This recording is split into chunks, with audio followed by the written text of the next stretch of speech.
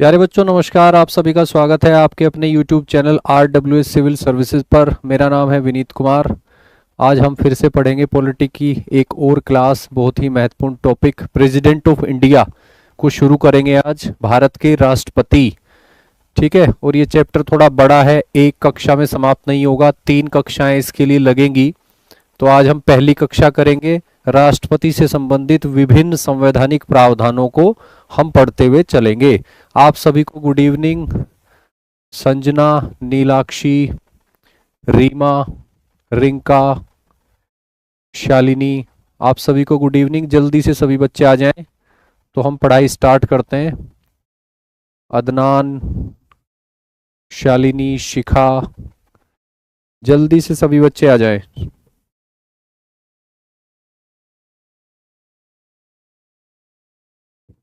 आप सभी जानते हैं कि हम पॉलिटी को पढ़ते हुए आगे बढ़ रहे हैं सिविल सेवा परीक्षाओं के लिए।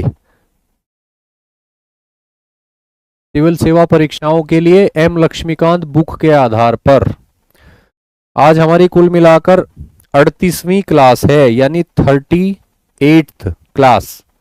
आज हम पढ़ेंगे भारत का राष्ट्रपति, यानी कि राष्ट्रपति। ठीक है, प्रेसिडेंट ऑफ इंडिया।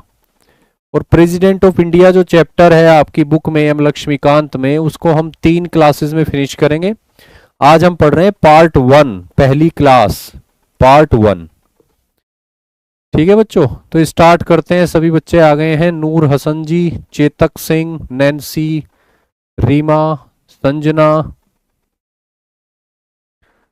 संजना काफी दिनों के बाद जो है लाइव क्लास में दिखाई दी हैं। Very good, welcome. Roshni, Nancy, Shikha. ठीक है बच्चों, चलिए आगे बढ़ते हैं, क्लास को शुरू करते हैं। राष्ट्रपति संघ की कार्यपालिका, एग्जीक्यूटिव ऑफ द यूनियन। संघ की कार्यपालिका में कौन कौन आता है? संघ की कार्यपालिका जो है ये भाग 5 है हमारे संविधान का, भाग 5, पार्ट 5। और इसके अंतर्गत जो आर्टिकल आते हैं वो आते हैं 52 से लेकर 78 तक। आर्टिकल 52 से लेकर 78 तक इसके अंदर आते हैं। ठीक है बच्चों, कार्यपालिका में कौन कौन आते हैं? भारत के राष्ट्रपति आएंगे, भारत के उपराष्ट्रपति, मंत्रिपरिषद यानी काउंसिल ऑफ मिनिस्टर्स, मंत्रिपरिषद, और मंत्रिपरिषद का ही भाग होते हैं प्रधानमंत्री। ठीक है बच्चों, और इसके अलावा अटॉर्नी जनरल, महान्यायवादी, यानी केंद्र सरकार के सबसे बड़े कानूनी सलाहकार, वैधानिक सलाहकार। ठीक है, तो ये सभी आएंगे संघ की कार्यपालिका में। भारत के राष्ट्रपति जिनके बारे में जानकारी मिलती है आर्टिकल 52 से लेकर 62 तक, आर्टिकल 52 से लेकर 62 तक। उसके बाद उपराष्ट्रपति, उसके बाद मंत्रिपरिषद, और मंत्रिपरिषद के अध्यक्ष के रूप में प्रधानमंत्री, जो मंत्रिपरिषद का ही भाग होते हैं। ठीक है बच्चों, और इसके अलावा अटॉर्नी जनरल यानी महान्यायवादी, इन सभी को हम पढ़ेंगे।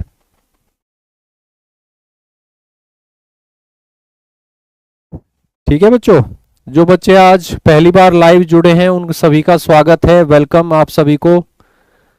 सपना यादव, शुभ संध्या, वेरी गुड, सभी बच्चों का स्वागत है। ठीक है बच्चों, तो संघ की कार्यपालिका को पढ़ना स्टार्ट करते हैं। सबसे पहले राष्ट्रपति के बारे में पढ़ेंगे। राष्ट्रपति का निर्वाचन कैसे होता है? इससे पहले ये जान लेते हैं कि राष्ट्रपति जो है वो कार्यपालिका के अध्यक्ष होते हैं संघ के स्तर पर, यानी केंद्र के स्तर पर जो भी कार्यपालिका का कार्य किया जाता है वो राष्ट्रपति के नाम से ही किया जाता है। राष्ट्रपति जो है कार्यपालिका के अध्यक्ष होते हैं, लेकिन नाम मात्र के अध्यक्ष होते हैं। राष्ट्रपति अपनी कार्यपालिका शक्ति का प्रयोग या तो डायरेक्टली करते हैं या तो अन्य अधिकारियों के माध्यम से करते हैं। ठीक है, तो राष्ट्रपति का निर्वाचन कैसे होता है? राष्ट्रपति का निर्वाचन कैसे होता है? निर्वाचन की प्रक्रिया क्या है? राष्ट्रपति का निर्वाचन जो है वो एक निर्वाचक मंडल के माध्यम से होता है, यानी कि इलेक्टोरल कॉलेज।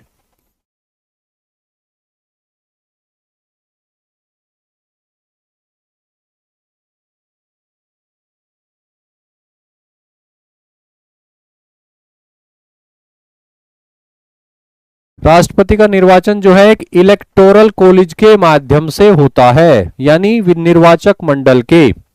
और ये जो निर्वाचन है ये हो गया अप्रत्यक्ष निर्वाचन, इनडायरेक्ट इलेक्शन होता है, यानी डायरेक्ट जो है भारत की जनता जो है सार्वभौमिक वयस्क मताधिकार का प्रयोग करके राष्ट्रपति को नहीं चुनती है।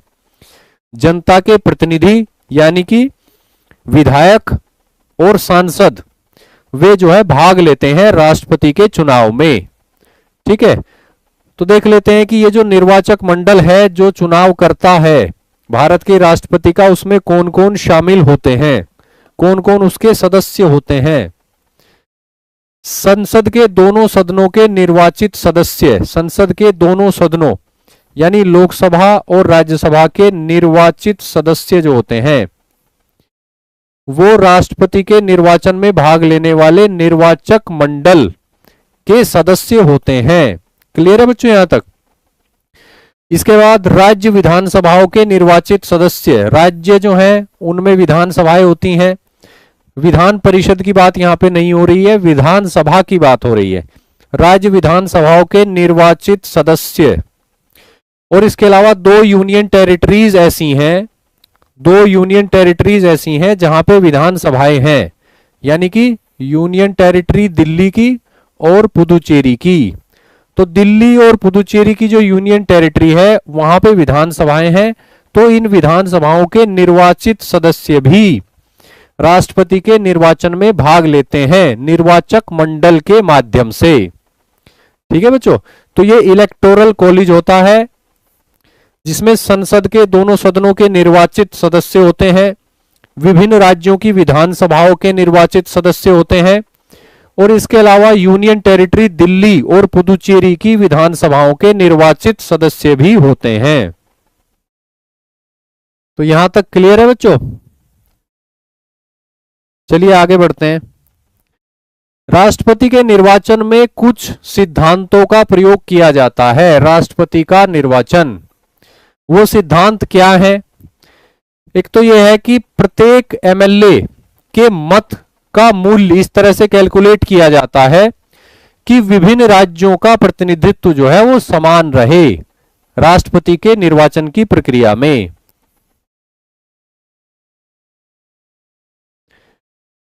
किसी भी राज्य के विधानसभा के निर्वाचित सदस्य यानी कि विधायक के मत का मूल्य जो कैलकुलेट किया जाता है वो इस तरह से किया जाता है कि विभिन्न राज्यों का प्रतिनिधित्व जो है वो समान रहे राष्ट्रपति के चुनाव में।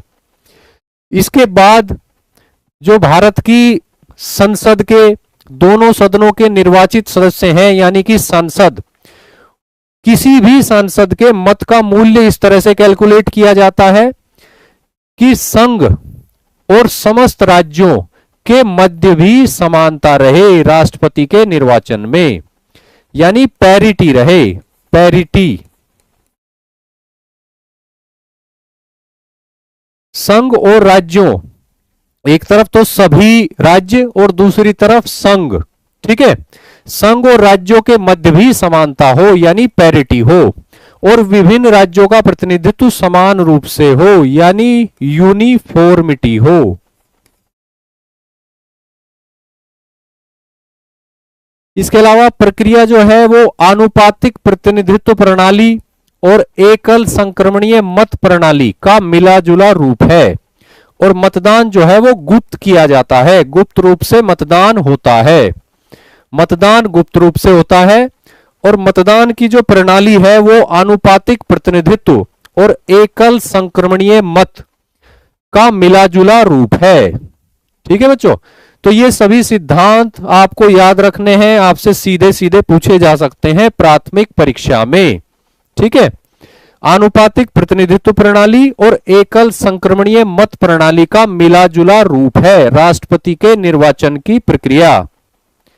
ठीक है बच्चों, इसके अलावा राष्ट्रपति के निर्वाचन के संबंध में और क्या क्या महत्वपूर्ण बातें हैं उनको देख लेते हैं। राष्ट्रपति का निर्वाचन, अगर कोई डाउट, अगर कोई संदेह या कोई प्रश्न खड़ा होता है राष्ट्रपति के निर्वाचन के संबंध में, तो उसका फैसला जो है भारत का उच्चतम न्यायालय ही करता है। ठीक है, अगर राष्ट्रपति के निर्वाचन के संबंध में सभी विवादों और शंकाओं का निर्णय जो है भारत के उच्चतम न्यायालय के द्वारा किया जाता है, भारत के उच्चतम न्यायालय के द्वारा किया जाता है।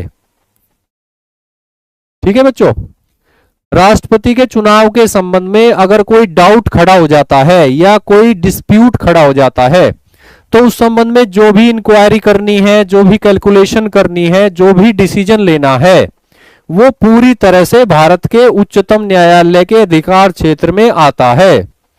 ठीक है, और सुप्रीम कोर्ट का जो डिसीजन होता है वो फाइनल होता है।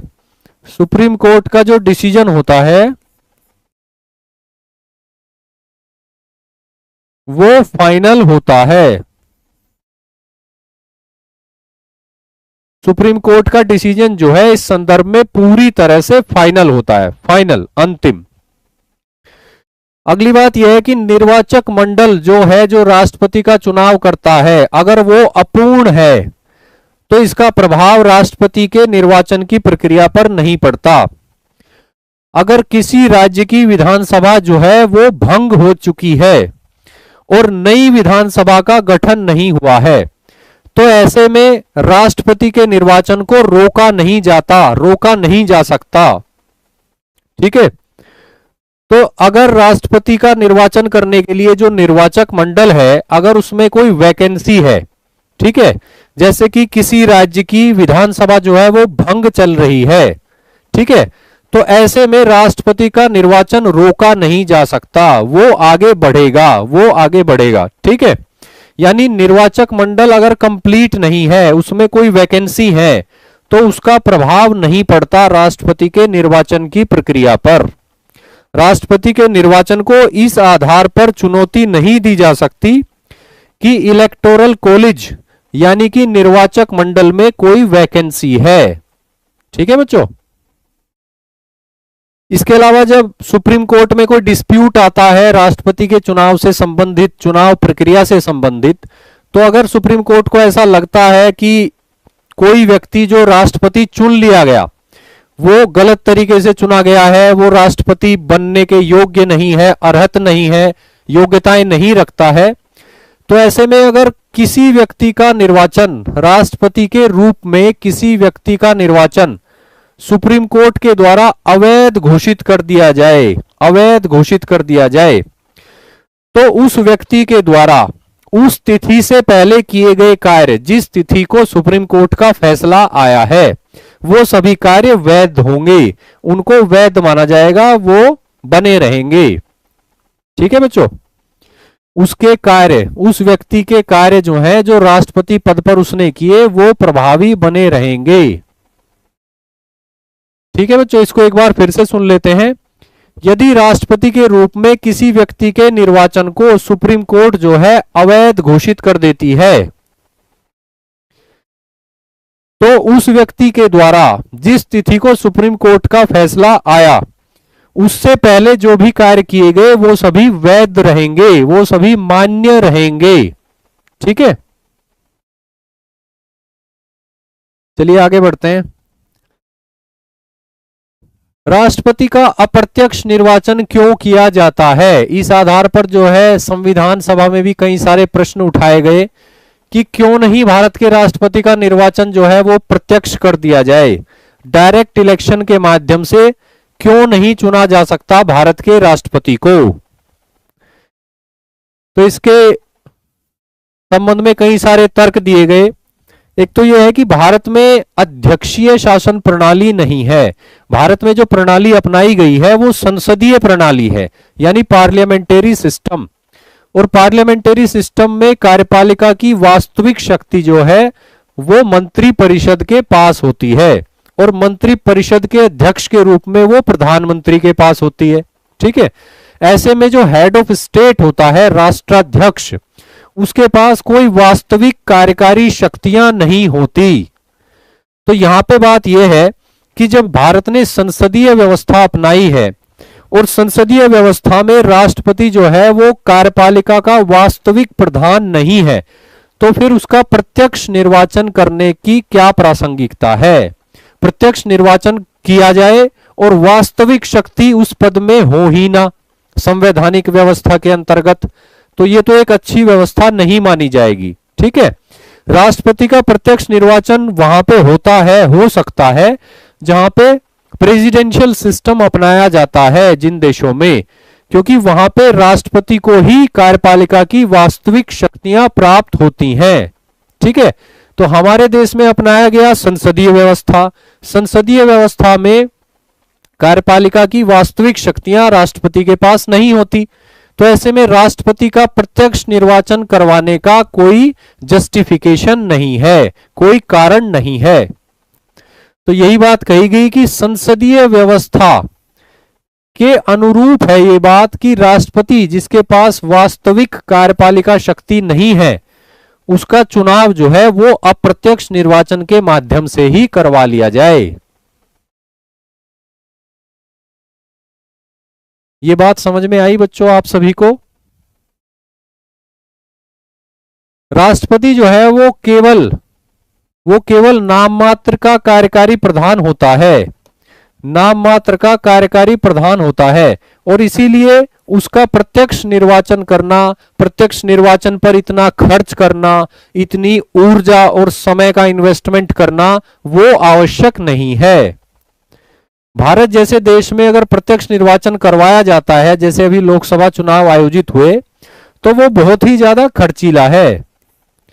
तो अगर देश प्रधानमंत्री को चुनता है प्रत्यक्ष निर्वाचन के माध्यम से संसदीय दल के नेता के रूप में, तो ये तो समझ में आता है क्योंकि प्रधानमंत्री के पास वास्तविक शक्तियां होती हैं कार्यपालिका की, लेकिन राष्ट्रपति के पास वास्तविक शक्तियां कार्यपालिका की नहीं होती।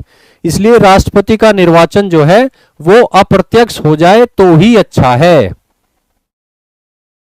राष्ट्रपति जो है संसदीय व्यवस्था में वो केवल प्रतीकात्मक प्रमुख होता है, नॉमिनल हेड होता है, सिर्फ दिखावे का अध्यक्ष, दिखावे का प्रधान होता है। तो इसीलिए जो है उसका चुनाव अप्रत्यक्ष ही हो जाए तो बेहतर है। इसके अलावा राष्ट्रपति चुनाव के संबंध में एक बात और कही आलोचकों ने उस समय कि इसमें राज्यों की विधानसभाओं के निर्वाचित विधायकों की भूमिका की क्या आवश्यकता है। संसद के दोनों सदन जो हैं वो चुन सकते हैं राष्ट्रपति को, ये बात कही गई। लेकिन इसके विरोध में ये तर्क दिया गया कि राष्ट्रपति जो है वो संघ का प्रतिनिधि तो है ही, वो सभी राज्यों का भी तो प्रतिनिधि है, इसलिए उसके निर्वाचन में राज्यों की भूमिका भी होनी चाहिए। और इसीलिए राष्ट्रपति के निर्वाचन की प्रक्रिया ऐसी है कि निर्वाचक मंडल जो राष्ट्रपति को चुनता है उसमें संसद के दोनों सदनों के निर्वाचित सांसद तो हैं ही, साथ ही सभी राज्यों की विधानसभाओं के निर्वाचित विधायक भी हैं। यानी राष्ट्रपति के निर्वाचन में राज्यों की भी भूमिका है और संघ की भी भूमिका है, क्योंकि राष्ट्रपति संघ का प्रतिनिधि तो है ही, राष्ट्रपति जो है वो संघ का प्रतिनिधि तो है ही, वो राज्यों का भी प्रतिनिधि है। यानी राष्ट्रपति संघ और सभी राज्यों का समान रूप से प्रतिनिधि है। इसलिए राष्ट्रपति के निर्वाचन में भारत की संसद की भूमिका तो है ही, राज्यों की विधानसभाओं की भी भूमिका है।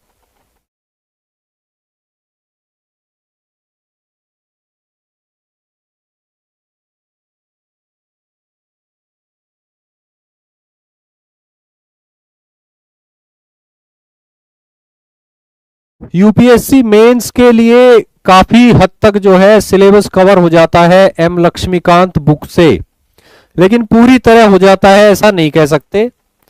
80% सिलेबस जो है एम लक्ष्मीकांत बुक से कवर हो जाता है, लेकिन कई सारी चीजें जो है ना पॉलिटी में अप्लाइड पूछी जाती हैं। अप्लाइड, तो अप्लाइड जो चीजें पूछी जाती हैं वो करंट अफेयर से जुड़ी होती है।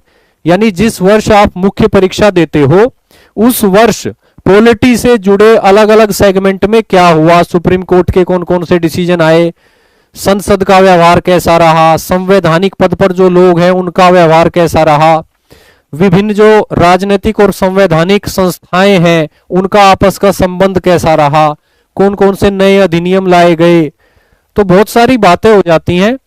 लेकिन जो ट्रेडिशनल पॉलिटी पूछी जाती है वो तो पूरी तरह से कवर हो जाती है एम लक्ष्मीकांत से। बाकी अप्लाइड पार्ट जो है वो डिपेंड करता है कि आप करंट अफेयर कितना अच्छे से कवर करते चल रहे हो, पॉलिटी से संबंधित करंट अफेयर मुख्य परीक्षा के लिए।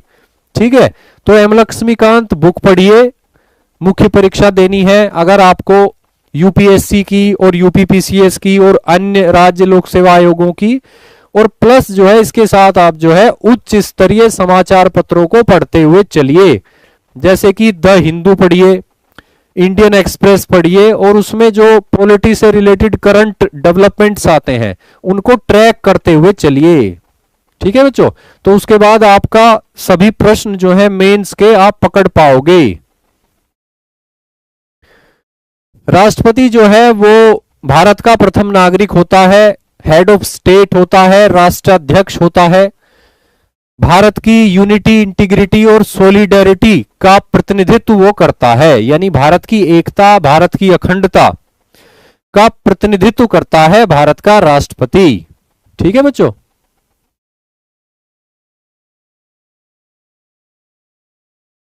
प्री के लिए एम लक्ष्मीकांत सफिशिएंट है। नेहा मिश्रा जी आप एम लक्ष्मीकांत को पढ़िए, बार बार पढ़िए।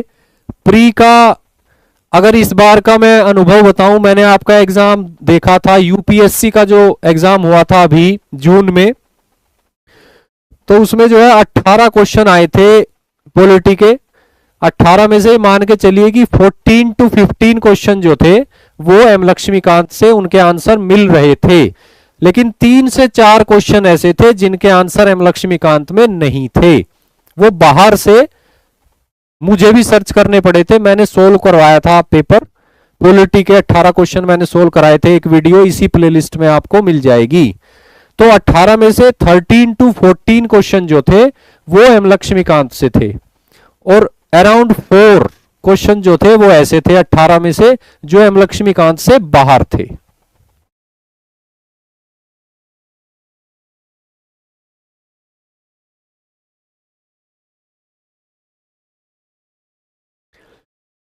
ठीक है बच्चों, तो राष्ट्रपति का अप्रत्यक्ष निर्वाचन क्यों किया जाता है, अप्रत्यक्ष निर्वाचन की ही व्यवस्था क्यों है भारत के संविधान में राष्ट्रपति के संदर्भ में, ये हम देख चुके हैं, ये हमने देख ली। ठीक है, आगे बढ़ते हैं।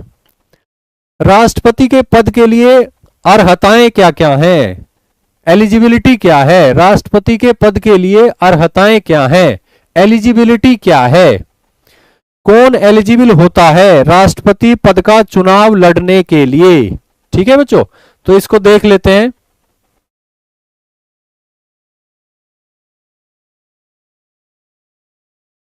सुनील जी आपका 2 नंबर से रुका है, तो कोई नहीं, मेहनत करिए, इस बार काफी अच्छे नंबरों से आप पास करेंगे, पढ़ते रहिए, मेहनत करते रहिए, मेहनत करने वालों को निश्चित सफलता मिलती है। हो सकता है थोड़ा लेट मिले, लेकिन मिलेगी जरूर। ठीक है, राष्ट्रपति के पद हेतु अर्हताएं, अर्हताएं हम लोग देख लेते हैं। अर्हताएं हैं कि भारत का नागरिक होना चाहिए, जो व्यक्ति राष्ट्रपति पद का चुनाव लड़ना चाहता है, राष्ट्रपति बनना चाहता है, उसे भारत का नागरिक होना चाहिए।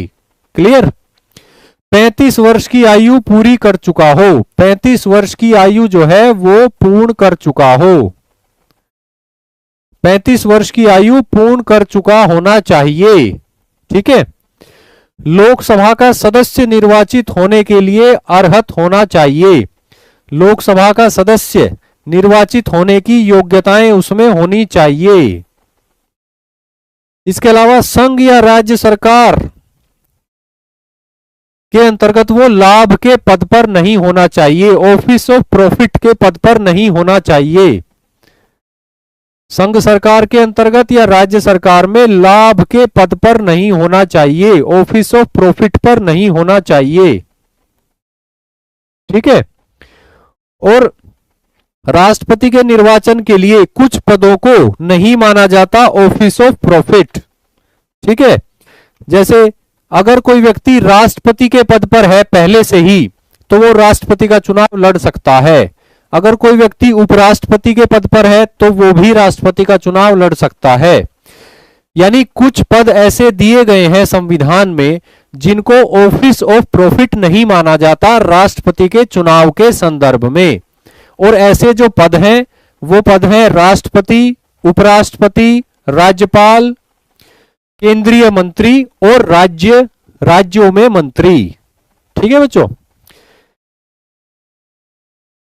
राष्ट्रपति पद का चुनाव जो व्यक्ति लड़ना चाहता है उसे राज्य सरकार या संघ सरकार में लाभ के पद पर नहीं होना चाहिए। ठीक है, लेकिन कुछ पदों को संविधान में ऐसा घोषित किया गया है कि व्यक्ति अगर उन पर है तो वो ऑफिस ऑफ प्रॉफिट नहीं माने जाएंगे राष्ट्रपति के चुनाव के संदर्भ में। और ऐसे जो पद हैं वो है राष्ट्रपति का पद, उपराष्ट्रपति का पद, राज्यपाल का पद, केंद्रीय मंत्रियों के पद और राज्यों में मंत्रियों के पद। ठीक है, इसके अलावा वर्तमान में जो सिचुएशन है वो ये है कि कोई व्यक्ति अगर राष्ट्रपति पद का चुनाव लड़ना चाहता है तो उसे 50 प्रस्तावकों की आवश्यकता है। 50 सांसदों के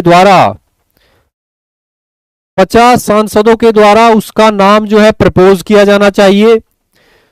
उनके अलावा दूसरे 50 सांसदों द्वारा उस प्रस्ताव का अनुमोदन किया जाना चाहिए। ये कंडीशन है जो पूरी होनी चाहिए।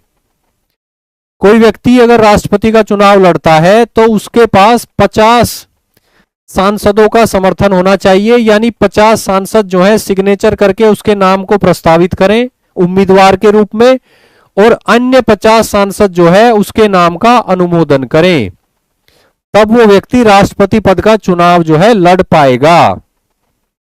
और इसके अलावा उसे 15,000 रुपए की जमानत राशि जमा करनी होती है आरबीआई में, रिजर्व बैंक ऑफ इंडिया में। 15,000 रुपए की जमानत राशि जमा करनी होती है आरबीआई में, यानी रिजर्व बैंक ऑफ इंडिया में। और अगर वो व्यक्ति बहुत ही कम मत प्राप्त करता है राष्ट्रपति चुनाव में, यानी 1/6 मतों से भी कम मत प्राप्त करता है, तो फिर उसकी जमानत जो है जब्त हो जाती है, उसकी जमानत राशि जो है वो जब्त हो जाती है।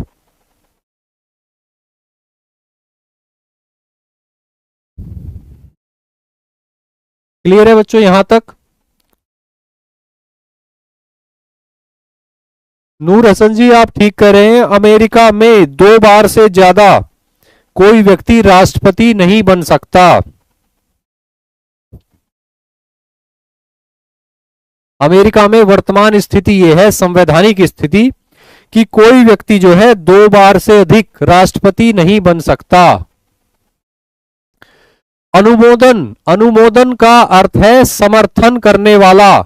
अनुमोदक मतलब जो अनुमोदन करे, जो सपोर्ट करे, जो स्वीकृति दे। अनुमोदन करने वाले को बोला गया अनुमोदक, और अनुमोदन का अर्थ है स्वीकृति देने वाला, सपोर्ट देने वाला, सहमति देने वाला।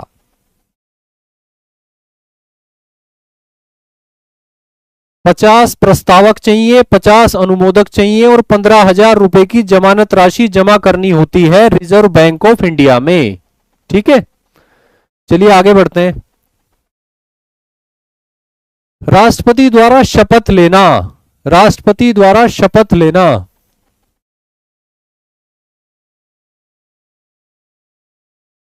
राष्ट्रपति की शपथ से संबंधित जो डिटेल्स हैं वो दी गई हैं अनुच्छेद 60 में, आर्टिकल 60, अनुच्छेद 60। ठीक है बच्चों, और भारत के राष्ट्रपति को शपथ कौन दिलाता है? जल्दी से बच्चे कमेंट करके बताएंगे।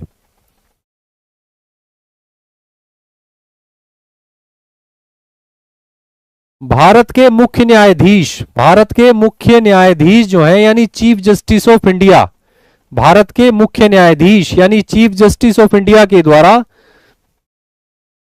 राष्ट्रपति को शपथ दिलाई जाती है। ठीक है, और अगर भारत के मुख्य न्यायाधीश जो हैं वो एब्सेंट हो, वो अनुपस्थित हो या वो उपलब्ध ना हो, तो ऐसी केस में क्या होता है कि उच्चतम न्यायालय के वरिष्ठतम उपलब्ध न्यायाधीश को के द्वारा राष्ट्रपति को शपथ दिलाई जाती है। यानी सीनियर मोस्ट जज of the supreme court of India available. ठीक है। अगर भारत के मुख्य न्यायाधीश अनुपस्थित हैं, उपलब्ध नहीं है किसी कारण से, तो राष्ट्रपति को शपथ दिलाई जाएगी उच्चतम न्यायालय के वरिष्ठतम न्यायाधीश के द्वारा जो उपलब्ध हो।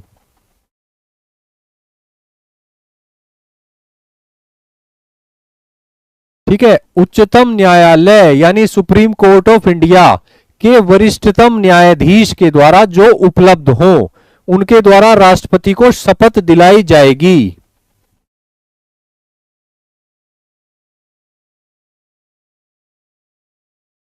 इसके अलावा शपथ उनको भी लेनी होती है जो राष्ट्रपति के रूप में कार्य करते हैं, और इसके अलावा शपथ उनको भी लेनी होती है जो राष्ट्रपति के कर्तव्यों का निर्वहन करते हैं। इन दोनों में फर्क है। ठीक है। जब किसी कारण से राष्ट्रपति का पद खाली हो यानी वैकेंट हो, ठीक है, राष्ट्रपति हो ही ना कोई, यानी राष्ट्रपति की मृत्यु हो गई हो, या राष्ट्रपति ने आकस्मिक त्यागपत्र दे दिया हो, या राष्ट्रपति को महाभियोग के द्वारा हटा दिया गया हो, तो ऐसे समय में उपराष्ट्रपति जो है वो राष्ट्रपति के रूप में कार्य करते हैं, वो प्रेसिडेंट के रूप में एक्ट करते हैं, तो उनको भी राष्ट्रपति पद की शपथ लेनी होती है। और कुछ दूसरी परिस्थितियां हो सकती हैं जिनमें राष्ट्रपति पद पर राष्ट्रपति तो हैं, लेकिन राष्ट्रपति हो सकता है विदेश यात्रा पर गए हो, या राष्ट्रपति हो सकता है बीमार हो, या राष्ट्रपति जो है अवकाश पर चल रहे हो, यानी किसी कारण से राष्ट्रपति हैं लेकिन राष्ट्रपति अपने कर्तव्य का निर्वहन नहीं कर पा रहे हैं, तो ऐसे में उपराष्ट्रपति जो है राष्ट्रपति के कर्तव्य का निर्वहन करते हैं। ठीक है। तो उनको भी राष्ट्रपति पद का कर्तव्य निर्वहन करने से पहले राष्ट्रपति पद की शपथ लेनी होती है।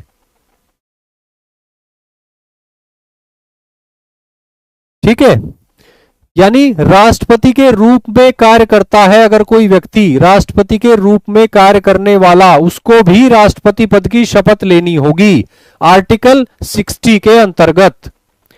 और अगर कोई व्यक्ति राष्ट्रपति के कर्तव्यों का निर्वहन करता है, अगर कोई व्यक्ति राष्ट्रपति के कर्तव्यों का निर्वहन करता है, तो उसको भी राष्ट्रपति पद की शपथ लेनी होगी आर्टिकल 60 के अंतर्गत। क्लियर है बच्चों ये बात आपको?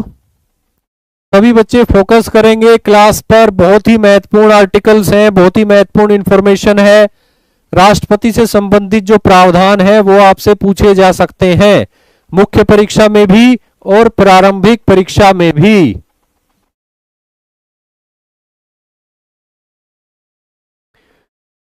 अगर कोई व्यक्ति राष्ट्रपति के रूप में एक्ट करता है तो उसको भी राष्ट्रपति पद की शपथ लेनी होगी आर्टिकल 60 के अंतर्गत।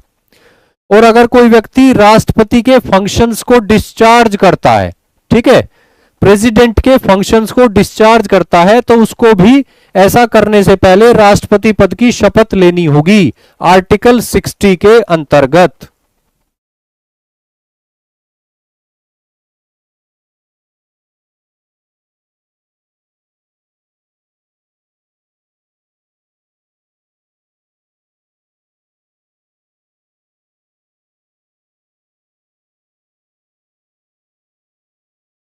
चलिए आगे बढ़ते हैं। राष्ट्रपति के पद के लिए शर्तें, राष्ट्रपति के पद के लिए शर्तें क्या क्या हैं? राष्ट्रपति के पद के लिए शर्तें क्या क्या हैं? सभी बच्चे मुझे मैसेज करके बताएंगे कमेंट बॉक्स में कि भारत के कितने राष्ट्रपति ऐसे थे जिनकी मौत उनके कार्यकाल के दौरान हुई, और उनके नाम क्या क्या थे। भारत के कौन कौन से राष्ट्रपति ऐसे थे जिनकी मौत जो है, मृत्यु उनके कार्यकाल के दौरान हुई, और उनके नाम क्या क्या हैं? जल्दी से बताएंगे सभी बच्चे कमेंट बॉक्स में कमेंट करके।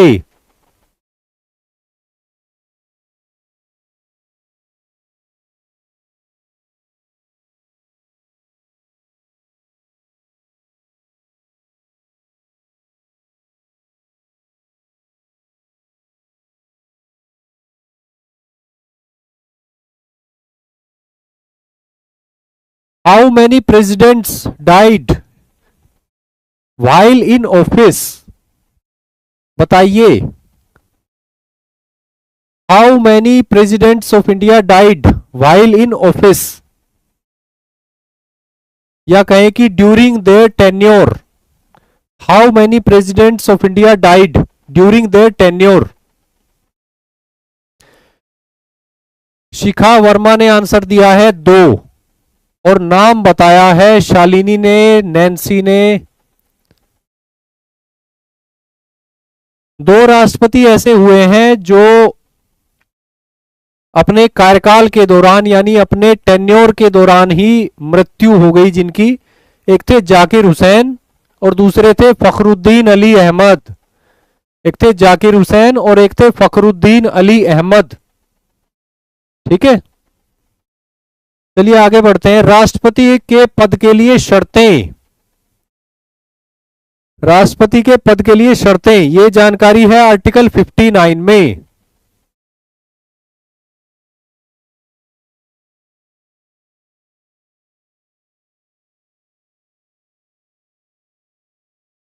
आर्टिकल 59 राष्ट्रपति के पद के लिए शर्तें। आर्टिकल 59 राष्ट्रपति जो है वो संसद या राज्य विधानसभा विधायिका के किसी भी सदन का सदस्य नहीं हो सकता। इसका अर्थ यह है कि अगर कोई ऐसा व्यक्ति है जो संसद के किसी सदन का सदस्य है या किसी राज्य की विधायिका के किसी भी सदन का सदस्य है और उस व्यक्ति को राष्ट्रपति चुन लिया जाता है, तो जिस दिन वो व्यक्ति अपने ऑफिस में प्रवेश करेगा यानी राष्ट्रपति के रूप में अपना कार्यभार ग्रहण करेगा, उसी तिथि से उसकी सदस्यता जो है समाप्त मानी जाएगी उस सदन से जिसका वो सदस्य था। ठीक है बच्चों, यानी संसद या राज्य विधायिका के किसी सदन का सदस्य जो है नहीं हो सकता राष्ट्रपति। अगर कोई व्यक्ति किसी सदन का सदस्य है, राष्ट्रपति चुन लिया गया, तो जिस दिन वो राष्ट्रपति पद का कार्यभार ग्रहण करेगा, ऑफिस में एंटर होगा, उसी दिन से उसकी सदस्यता समाप्त मानी जाएगी। राष्ट्रपति जो है कोई लाभ का पद धारण नहीं कर सकता। लाभ का कोई भी पद वो धारण नहीं कर सकता। ठीक है, उसको बिना किराया चुकाए आधिकारिक निवास दिया जाएगा, यानी कि राष्ट्रपति भवन। राष्ट्रपति भवन जो है वो भारत के राष्ट्रपति का आधिकारिक निवास है और उसके लिए राष्ट्रपति जो है कोई किराया नहीं चुकाते। ठीक है, राष्ट्रपति भवन। इसके अलावा संसद जो है कानून बनाकर, भारत की संसद जो है कानून बनाकर राष्ट्रपति के लिए उपलब्धियां, भत्ते और विशेषाधिकार निर्धारित कर सकती है, यानी कि एम्यूलमेंट्स, अलाउंसेस और प्रिविलेजेस, ये सभी राष्ट्रपति के लिए डिसाइड कर सकती है भारत की संसद, पार्लियामेंट बाय लॉ, संसद कानून बनाकर। और दूसरी बात यह है कि अगर कोई व्यक्ति राष्ट्रपति के पद पर है तो उसकी स्वायत्तता, उसकी स्वतंत्रता सुनिश्चित करने के लिए यह प्रावधान है कि उसकी पदावधि के दौरान, जब तक वो व्यक्ति राष्ट्रपति पद पर है, उसकी उपलब्धियों, उसके विशेषाधिकारों, उसके भत्तों में कटौती नहीं की जा सकती। उसके भत्तों में, उसकी सैलरी में कटौती नहीं की जा सकती जब तक वो व्यक्ति जो है ऑफिस में है, अपना कार्यभार संभाल रहा है, उसकी टेन्योर जो है जारी है। राष्ट्रपति की पदावधि के दौरान उसके वेतन, भत्ते, उपलब्धियों में कटौती नहीं की जा सकती। ठीक है, ये सभी जानकारी आपको मिली है आर्टिकल 59 से, भारत के संविधान का आर्टिकल 59, राष्ट्रपति के पद के लिए शर्तें।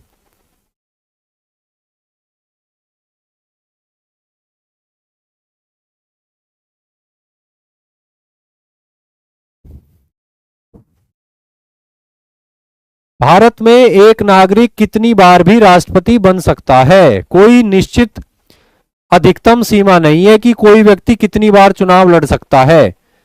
कोई भी व्यक्ति जितनी बार भी राष्ट्रपति का चुनाव जीत जाए उतनी बार वो राष्ट्रपति बन सकता है। अमेरिका की तरह का सिस्टम यहां पर नहीं है। अमेरिका में कोई भी व्यक्ति जो है केवल 2 बार राष्ट्रपति रह सकता है, लेकिन भारत में ऐसी कोई सीमा नहीं है। कोई भी व्यक्ति कितनी भी बार, जितनी बार वह चुनाव जीत जाए, राष्ट्रपति बन सकता है। शिफा, सरिता, रिंका, वेरी गुड, सभी बच्चे आंसर दे रहे हैं। ठीक है, चलिए आगे बढ़ते हैं। राष्ट्रपति को जो है कुछ विशेषाधिकार और कुछ इम्यूनिटीज प्राप्त हैं, यानी कुछ प्रिविलेजेस हैं राष्ट्रपति पोस्ट की और कुछ जो है इम्यूनिटीज हैं। ठीक है, तो उनको देख लेते हैं कि राष्ट्रपति पद के कौन से विशेषाधिकार हैं और कौन सी उन्मुक्तियां हैं। राष्ट्रपति पोस्ट जो है, प्रेसिडेंशियल पोस्ट, उसके क्या क्या प्रिविलेजेस हैं और क्या क्या उसकी इम्यूनिटीज हैं।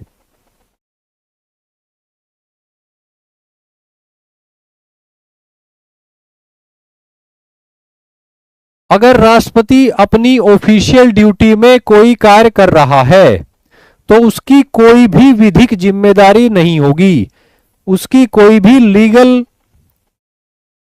लायबिलिटी नहीं होगी। ठीक है, राष्ट्रपति जो है अगर अपनी ऑफिशियल कैपेसिटी में कोई कार्य कर रहा है तो उसकी कोई भी लीगल लायबिलिटी नहीं होगी, विधिक जवाबदेही जिम्मेदारी नहीं होगी, उसको इससे उन्मुक्ति प्राप्त है। ठीक है, लेकिन अगर राष्ट्रपति कोई व्यक्तिगत कार्य कर रहा है, एक व्यक्ति जो है वो अपने कार्य राष्ट्रपति पद पर है, उसका कार्यकाल चल रहा है, ठीक है, और वो कोई व्यक्तिगत कार्य कर रहा है, तो उसके संबंध में भी, व्यक्तिगत कार्य के संबंध में भी, जब तक वो व्यक्ति राष्ट्रपति पद पर है उसके खिलाफ आपराधिक कार्रवाई शुरू नहीं की जा सकती। आपराधिक कार्रवाई जो है उससे उसको उन्मुक्ति प्राप्त है, इम्यूनिटी प्राप्त है। ठीक है बच्चों, और अगर सिविल मामलों में देखें, यानी कि कोई व्यक्ति जो राष्ट्रपति पद पर है उसका कार्यकाल जो है वो चल रहा है, ठीक है, और किसी व्यक्तिगत कृत्य, किसी व्यक्तिगत कार्य के संदर्भ में उस पर सिविल कार्रवाई की जा सकती है, सिविल कार्रवाई की जा सकती है, सिविल कार्रवाई से उसे उन्मुक्ति नहीं है, लेकिन उसके लिए एक ही कंडीशन है कि उसे 2 माह का नोटिस देना होगा, उसे 2 माह का नोटिस दिया जाएगा। ठीक है बच्चों, इन सभी का कंपैरिजन करके आप पढ़ोगे तो क्लियर हो जाएगा। यहां पे बात हो रही है राष्ट्रपति के आधिकारिक कार्यों की, यानी ऑफिशियल कैपेसिटी में जो कार्य वो करता है as a president of India, और यहां पे बात हो रही है व्यक्तिगत कार्यों की, यहां पे भी व्यक्तिगत कार्यों की बात हो रही है। ठीक है, तो आधिकारिक कार्य अगर वो करता है तो उसके लिए उसका कोई लीगल लायबिलिटी नहीं है, विधिक जिम्मेदारी से उसको उन्मुक्ति है, इम्यूनिटी प्राप्त है। व्यक्तिगत कार्यों के मामले में कार्यकाल के दौरान उसको आपराधिक कार्रवाई से, यानी क्रिमिनल केस उस पर नहीं हो सकता, क्रिमिनल कार्रवाई नहीं हो सकती, उसको इम्यूनिटी है। लेकिन उसके व्यक्तिगत कार्यों के संबंध में उस पर उसके कार्यकाल के दौरान ही सिविल कार्रवाई की जा सकती है, लेकिन एक ही कंडीशन है कि 2 महीने का नोटिस उसको दिया जाएगा। ठीक है बच्चों, आगे बढ़ते हैं। राष्ट्रपति की पदावधि, राष्ट्रपति कितनी अवधि तक अपने पद पर रहता है? जल्दी से सभी बच्चे कमेंट करके बताएंगे कि क्या राष्ट्रपति 5 वर्ष से अधिक भी अपने पद पर रह सकता है? क्या राष्ट्रपति 5 वर्ष से अधिक भी अपने पद पर रह सकता है?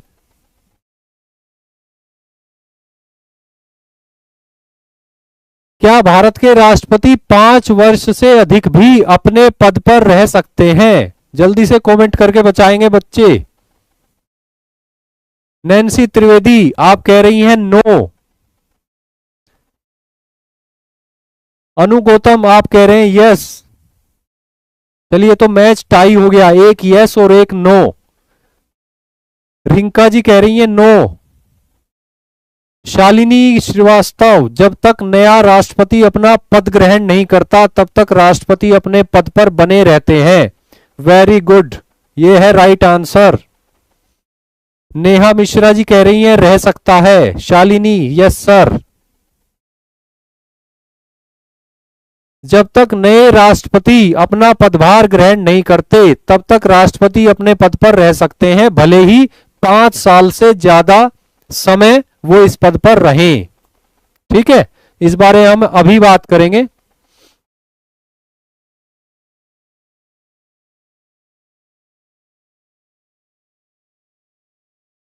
ठीक है बच्चों, आगे बढ़ते हैं। राष्ट्रपति की पदावधि।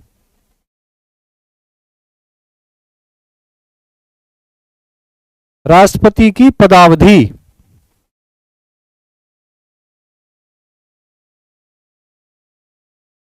राष्ट्रपति का जो कार्यकाल है वो होता है 5 वर्ष। 5 वर्ष का कार्यकाल होता है। इसमें किसी बच्चे को कोई डाउट? राष्ट्रपति का कार्यकाल होता है 5 वर्ष। ठीक है, लेकिन प्रावधान क्या है कि नए राष्ट्रपति का जो चुनाव है वो किसी राष्ट्रपति का कार्यकाल समाप्त होने से पहले ही करा लिया जाना चाहिए। यह संवैधानिक आवश्यकता है। लेकिन यदि किसी कारण से राष्ट्रपति के चुनाव में देरी हो जाए तो वर्तमान में जो राष्ट्रपति होता है वो अगले राष्ट्रपति के पद ग्रहण करने तक बना रहता है। ठीक है, तो इस केस में राष्ट्रपति का जो कार्यकाल है वो 5 वर्ष से अधिक भी हो सकता है। ठीक है, अगले राष्ट्रपति के पद ग्रहण करने तक बना रहता है। ठीक है,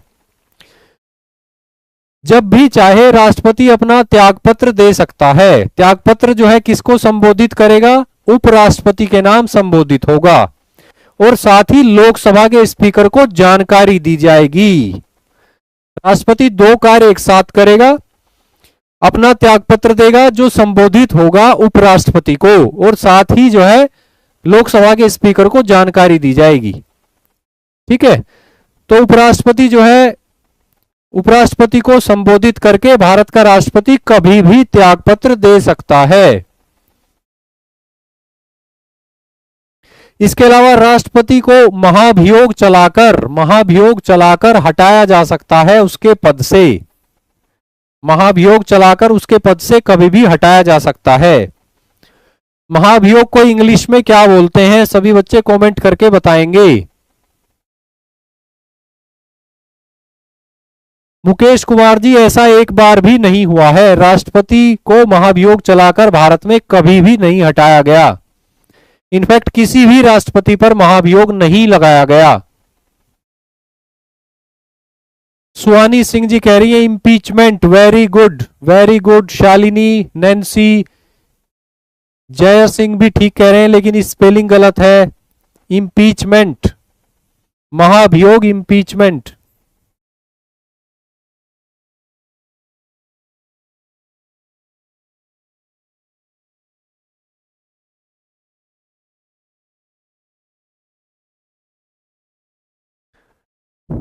ठीक है बच्चों, इंपीचमेंट करके हटाया जा सकता है। कितनी बार भी पुनः निर्वाचित होकर कोई व्यक्ति राष्ट्रपति बन सकता है? कितनी बार भी पुनः निर्वाचित होकर कोई व्यक्ति राष्ट्रपति बन सकता है? इसमें तो कोई डाउट नहीं बच्चों आपको। कोई व्यक्ति कितनी बार भी पुनः निर्वाचित होकर राष्ट्रपति बन सकता है? अब आप मुझे ये बताइए कमेंट करके कि कितने आधारों पर राष्ट्रपति पर महाभियोग चलाया जा सकता है भारत के संविधान के अंतर्गत? भारत के संविधान के अंतर्गत कितने आधारों पर भारत के राष्ट्रपति पर महाभियोग लगाया जा सकता है? कितने आधारों पर?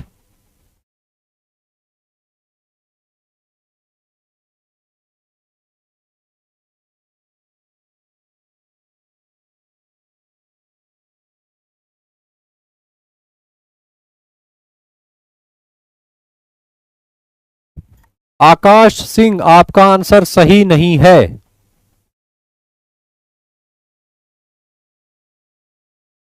नैन्सी त्रिवेदी, आपका आंसर बिल्कुल सही है।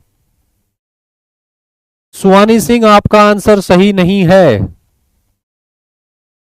वैसे मेरा प्रश्न है कि कितने आधारों पर हटाया जा सकता है, मतलब महाभियोग राष्ट्रपति पर कितने आधारों पर लगाया जा सकता है।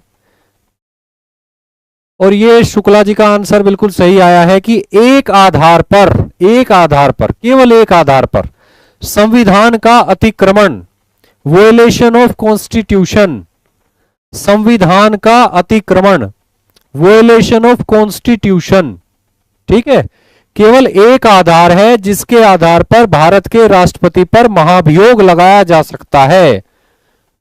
संविधान का अतिक्रमण, वोलेशन of constitution.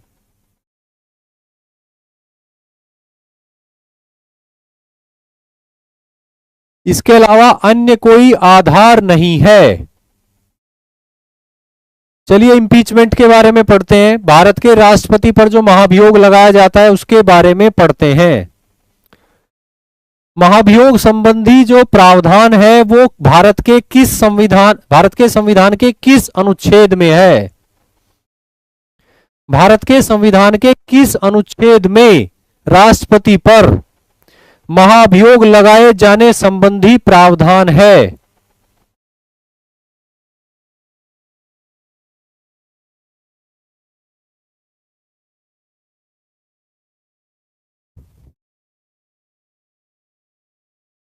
One. Neha Solanki, Aditya Kumar, Nancy, आकाश, जय सिंह। बच्चों 61 में दिया गया है इंपीचमेंट का प्रोसेस, यानी महाभियोग की प्रक्रिया। लेकिन महाभियोग के द्वारा राष्ट्रपति को हटाया जा सकता है किसी भी समय, ये जो प्रावधान है ये आर्टिकल 56 में है। आर्टिकल 56, आर्टिकल 56 भारत के राष्ट्रपति को किसी भी समय महाभियोग लगाकर हटाया जा सकता है। ये जो प्रावधान है ये है आर्टिकल 56 में, आर्टिकल 56। और महाभियोग की प्रक्रिया क्या होगी, प्रोसेस क्या होगा इंपीचमेंट का, ये जानकारी है आर्टिकल 61 में। ठीक है, तो इन दोनों चीजों को लेकर कंफ्यूज नहीं होना है। इंपीचमेंट की बात की गई है आर्टिकल 56 में और आर्टिकल 61 में।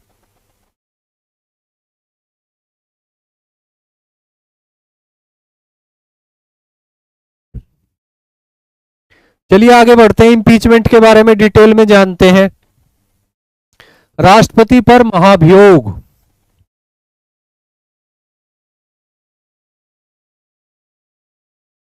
राष्ट्रपति पर महाभियोग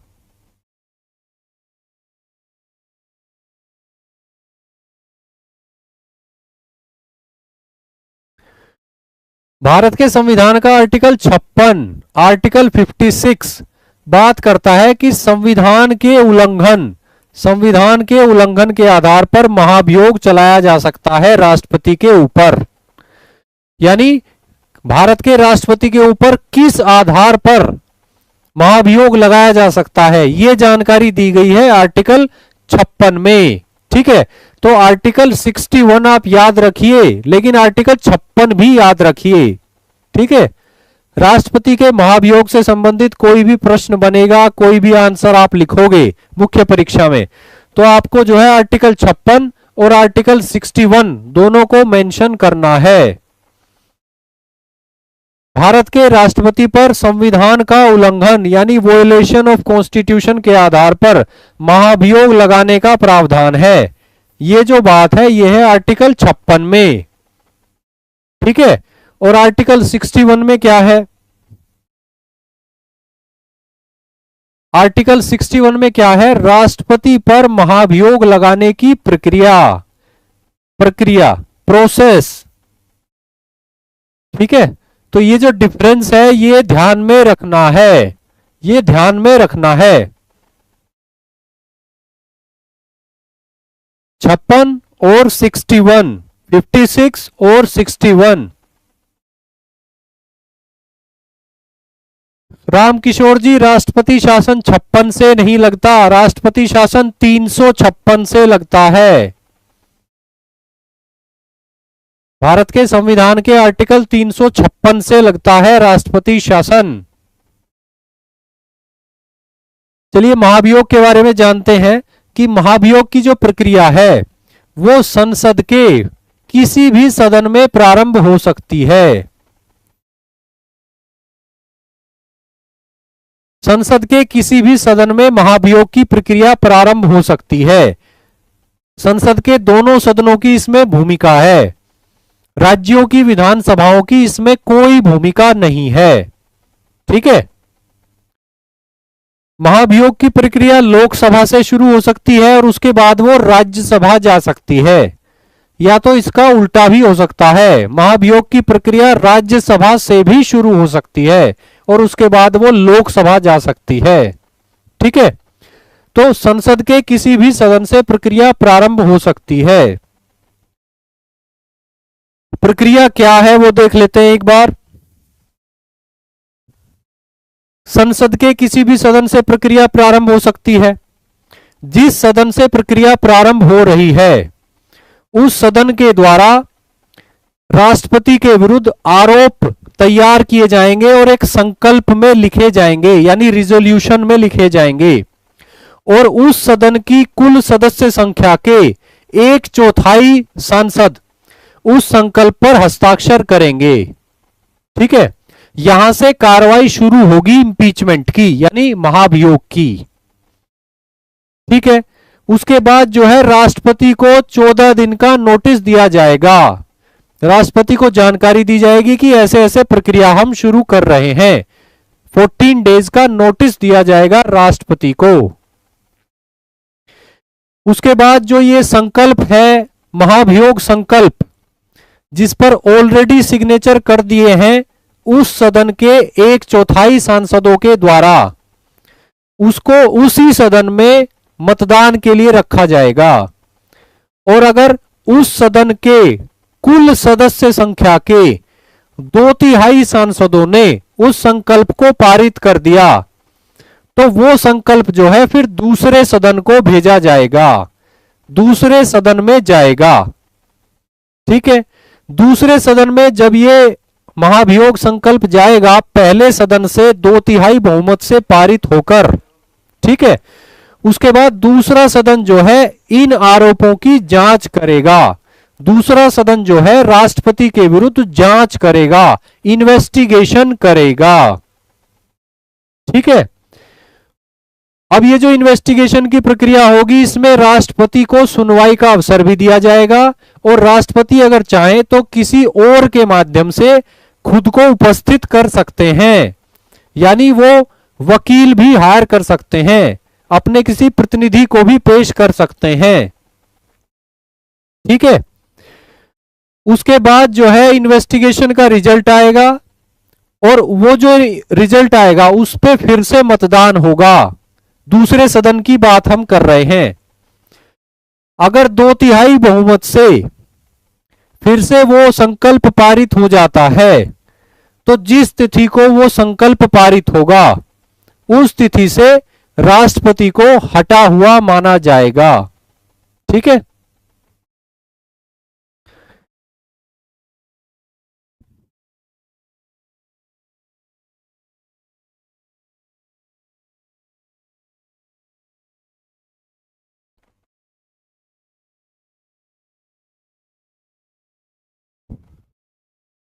ठीक है बच्चों, एक सदन में कार्रवाई शुरू होगी, दूसरे सदन में जांच होगी। ठीक है।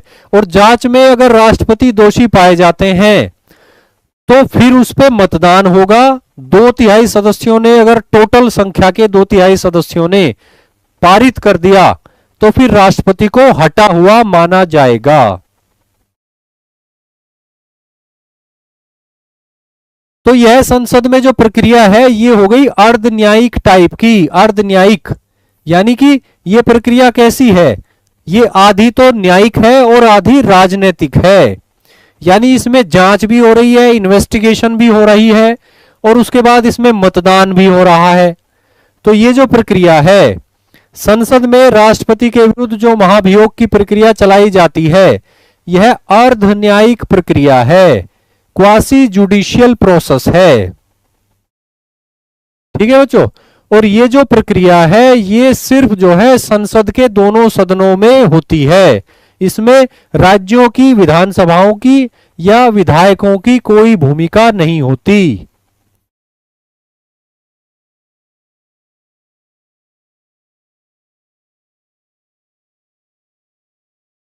राज्यों की विधानसभाओं की भूमिका होती है राष्ट्रपति का निर्वाचन करने में, लेकिन राष्ट्रपति पर महाभियोग जब चलता है तो राज्यों की कोई भूमिका नहीं होती, राज्यों की विधानसभाओं की कोई भूमिका नहीं होती और राज्यों के विधायकों की भी कोई भूमिका नहीं होती।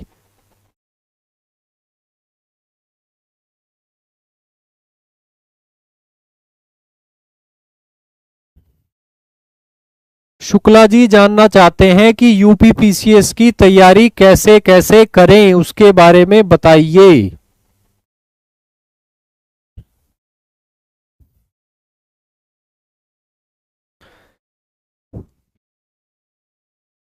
मन लगा के पढ़ाई कीजिए, एक ही तरीका है तैयारी का।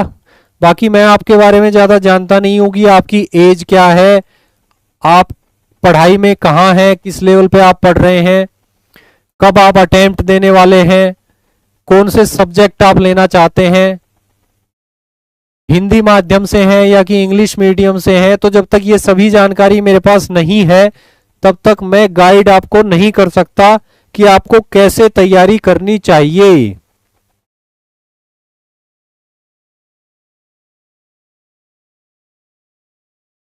नेहा मिश्रा जी, राष्ट्रपति के विरुद्ध जब महाभियोग चलाया जाता है तो सिर्फ संसद की भूमिका होती है, संसद के दोनों सदनों की भूमिका होती है।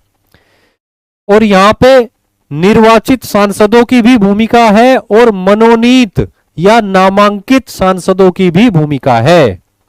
ठीक है, संसद के दोनों सदनों की भूमिका है और दोनों सदनों के निर्वाचित सांसदों की भी भूमिका है और नामांकित सांसदों की भी भूमिका है। इसके अलावा किसी की भूमिका नहीं है।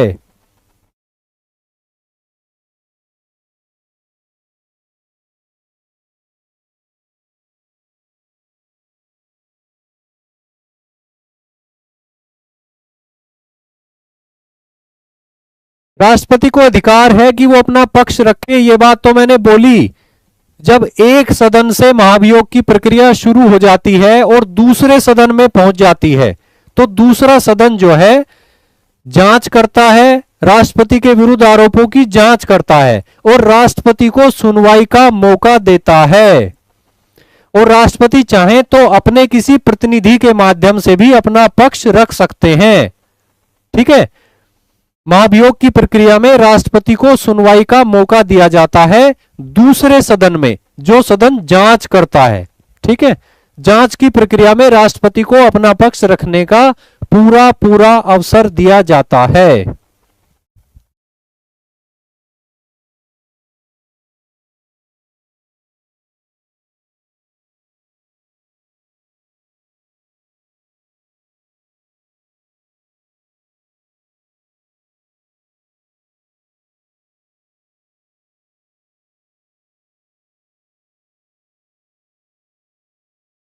राष्ट्रपति को पूरा अधिकार है कि वो अपना पक्ष रख सके। ठीक है, दूसरे सदन में जो सदन जांच करता है वो पूरा अवसर देता है राष्ट्रपति को अपना पक्ष रखने का। ठीक है बच्चों, आगे बढ़ते हैं। राष्ट्रपति के पद की रिक्तता, राष्ट्रपति का पद कब और कैसे कैसे रिक्त हो जाता है, यानी खाली हो सकता है। राष्ट्रपति का पद कब और कैसे कैसे वैकेंट हो जाता है। जी मुकेश कुमार जी, आप सही कह रहे हैं। भारत में किसी भी राष्ट्रपति के खिलाफ महाभियोग की कार्रवाई शुरू भी नहीं की गई कभी भी।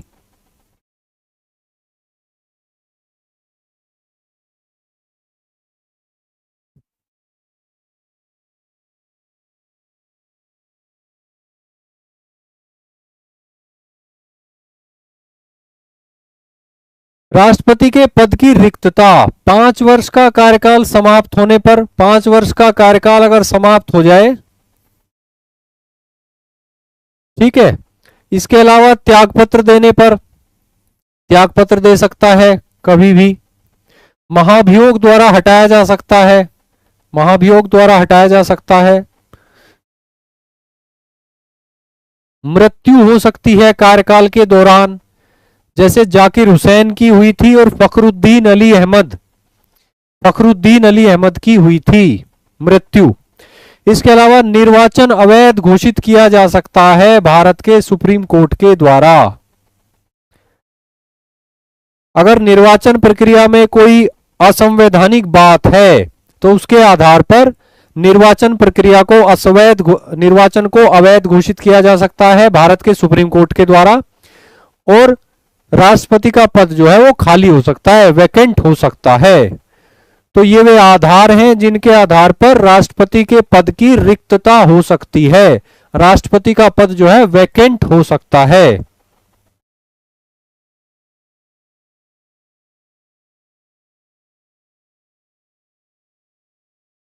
राष्ट्रपति पद से संबंधित अन्य प्रावधान देख लेते हैं। राष्ट्रपति पद से संबंधित अन्य प्रावधान देख लेते हैं। एक प्रावधान यह है कि किसी भी समय जो राष्ट्रपति होता है उसका कार्यकाल समाप्त होने से पहले ही अगले राष्ट्रपति का चुनाव करा लिया जाना चाहिए।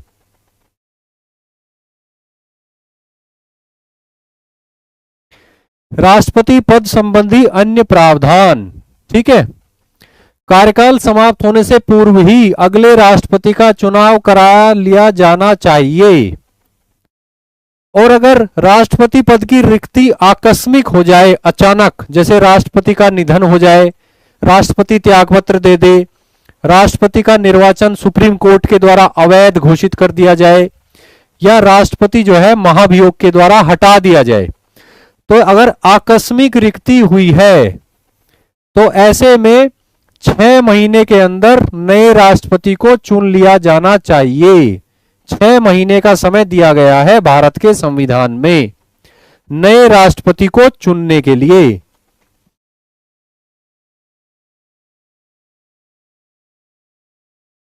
आकस्मिक रिक्ति की स्थिति में 6 माह में राष्ट्रपति का चुनाव हो जाना चाहिए। और ऐसी स्थिति में क्या होगा कि उपराष्ट्रपति कार्यवाहक राष्ट्रपति के रूप में कार्य करेंगे, यानी राष्ट्रपति के रूप में एक्ट करेंगे। और अगर उपराष्ट्रपति का पद भी रिक्त है तो फिर भारत के मुख्य न्यायाधीश यह भूमिका निभाएंगे। और अगर भारत के मुख्य न्यायाधीश का पद भी रिक्त है तो सुप्रीम कोर्ट का वरिष्ठतम न्यायाधीश जो उपलब्ध हो वो इस भूमिका को निभाएगा। ठीक है बच्चों, अगर उपराष्ट्रपति का पद भी रिक्त है, उपराष्ट्रपति का पद भी रिक्त है, तो मुख्य न्यायाधीश जो होगा भारत का वो कार्यवाहक राष्ट्रपति की भूमिका निभाएगा, यानी वो राष्ट्रपति के रूप में कार्य करेगा।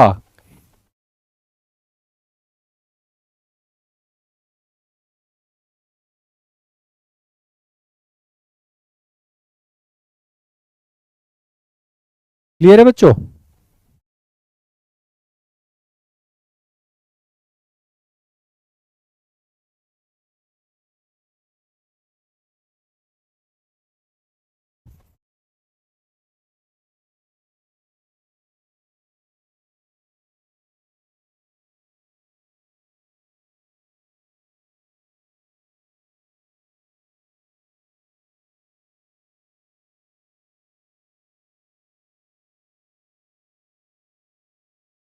भारत के कौन से मुख्य न्यायाधीश हुए हैं जिन्होंने राष्ट्रपति के रूप में कार्य किया है? जल्दी से बताएंगे। भारत के कौन से राष्ट्रपति हुए हैं जिन्होंने राष्ट्रपति के रूप में कार्य किया है? सॉरी, भारत के कौन से मुख्य न्यायाधीश हुए हैं जिन्होंने राष्ट्रपति के रूप में कार्य किया है?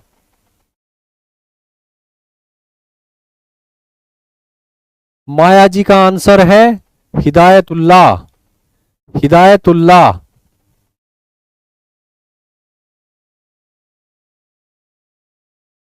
वेरी गुड बच्चों, वेरी गुड, वेरी गुड।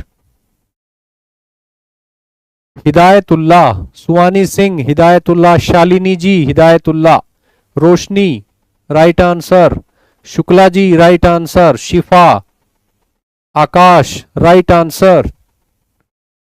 ठीक है बच्चों, चलिए आगे बढ़ते हैं। अब ये एक बहुत ही महत्वपूर्ण अंतर है जो आपको समझना चाहिए, मुझे लगता है काफी बच्चे समझते भी होंगे। क्या अंतर है? राष्ट्रपति के रूप में कार्य करना और राष्ट्रपति के कर्तव्यों का निर्वहन करना, इन दोनों में क्या अंतर है?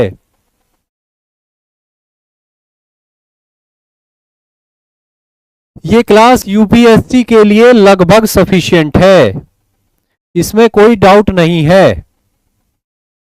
पॉलिटी का जो स्टैटिक पार्ट है वो हम पूरी तरह से कवर करते हुए चल रहे हैं, करेंगे। और पॉलिटी का जो डायनेमिक पार्ट है, जो अप्लाइड पार्ट है, जो करंट अफेयर से जुड़ा हुआ है, उसके लिए आप शाम 5 बजे मेरी क्लास अटेंड कर सकते हैं। उसमें द हिंदू न्यूज़पेपर और इंडियन एक्सप्रेस न्यूज़पेपर में प्रतिदिन प्रकाशित होने वाले आर्टिकल्स, महत्वपूर्ण आर्टिकल्स को मैं आपको हिंदी में समझाता हूं, आसान भाषा में।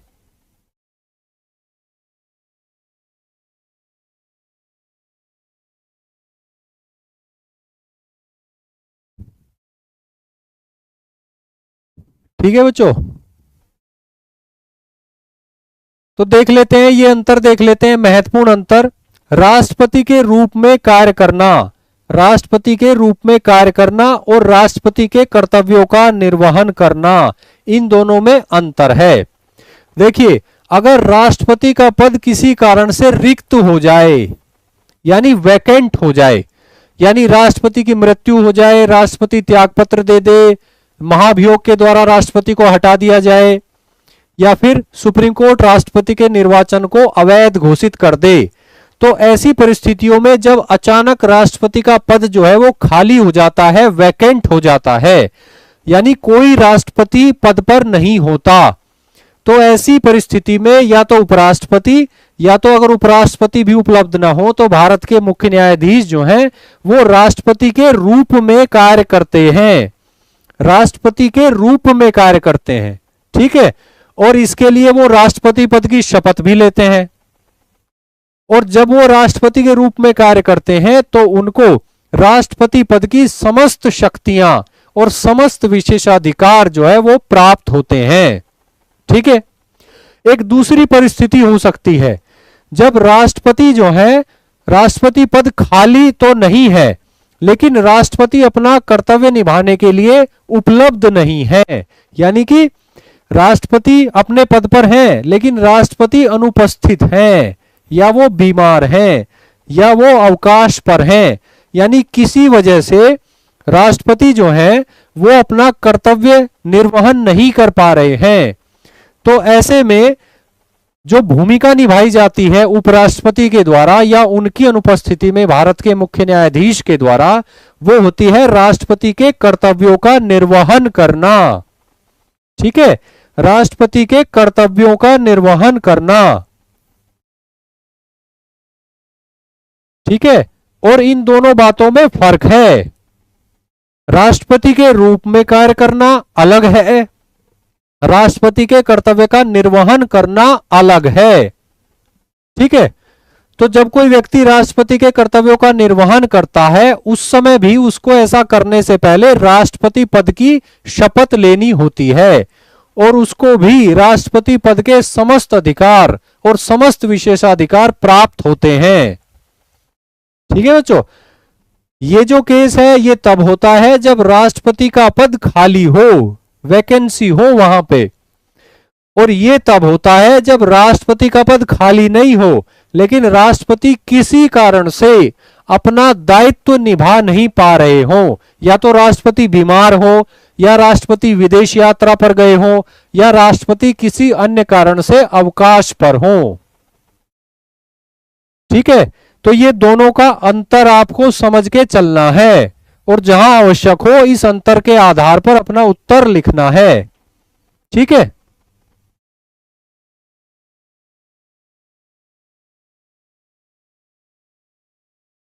और एक प्रावधान और है, जब कोई व्यक्ति राष्ट्रपति के रूप में कार्य करता है या राष्ट्रपति के कर्तव्यों का निर्वहन करता है तो उस व्यक्ति को क्या सैलरी, क्या वेतन, भत्ते वगैरह सुविधाएं दी जाएंगी, ये निर्धारित किया जाता है भारत की संसद के द्वारा कानून बनाकर। ठीक है।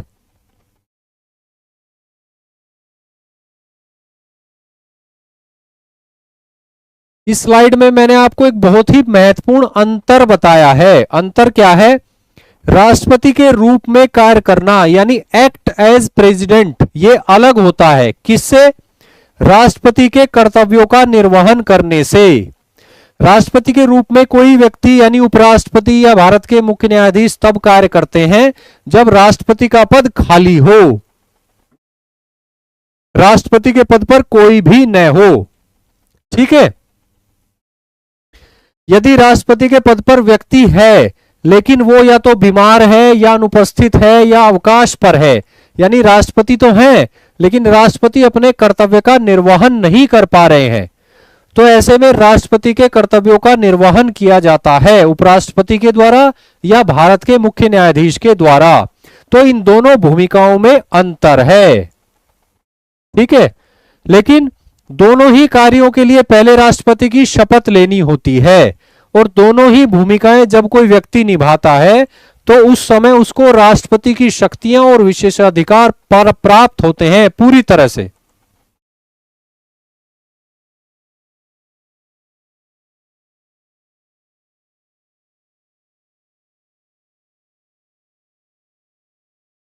ठीक है बच्चों, आज की क्लास में बस इतना ही। राष्ट्रपति से संबंधित विभिन्न पहलुओं को हमने देखा, जाना, समझा। नेक्स्ट क्लास में हम पढ़ेंगे राष्ट्रपति की शक्तियां। राष्ट्रपति की शक्तियां। आज की क्लास आपको कैसी लगी? कमेंट बॉक्स में कमेंट जरूर करना है। सभी बच्चों को ऑफलाइन मैं सभी के कमेंट पढ़ता हूं, मैं वेट करूंगा आप सभी के कमेंट्स का।